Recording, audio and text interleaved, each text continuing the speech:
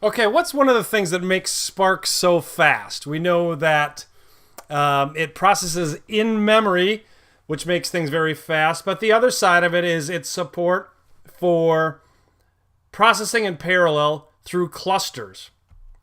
In this section of the course, we're going to run a standalone cluster. We're also going to run a cluster on Amazon EC2. Now, don't worry. It costs at most a few dollars to run this for the course. Finally, we're going to deploy a really simple Scala program to the cluster in order to build up our confidence and also lay the foundation for deploying more complicated Scala programs to a cluster later on in the course. Let's go over Spark clustering in a little bit more detail. Clusters allow Spark to process huge volumes of data. It does so by distributing the workload across multiple nodes. Running in parallel facilitates what is widely known as horizontal scaling.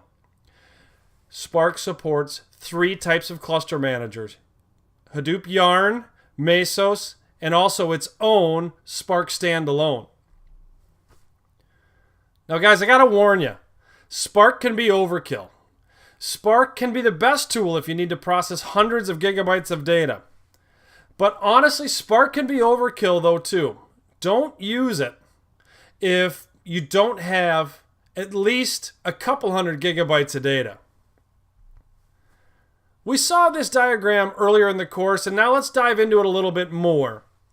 Let's make our way left to right, starting with the box that has driver program and Spark context.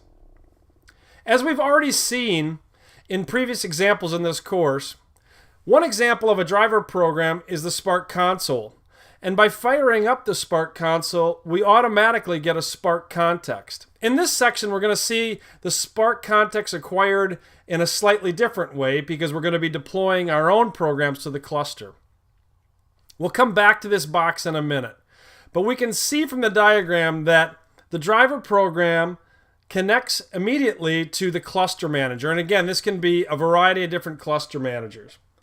The cluster manager acquires executors on the worker nodes. Now again, in this diagram, there's just 2 worker nodes, but there may be more than 2. These executors then are sent back to the Spark context where it has references to the executors, and the Spark context sends tasks to the executors that are run. One other thing is that the cluster manager will take your code and as part of the deploy and deploy it to each one of these worker nodes.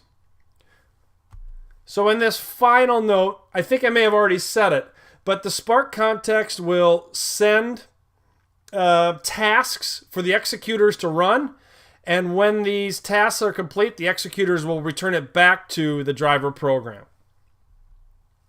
So the next steps in this section of the course are, as I mentioned, we're going to set up a couple of different types of clusters, and then we're going to deploy our own code, some very simple code for now, to this cluster as we build our way up towards more complicated examples later on in the course. So let's begin.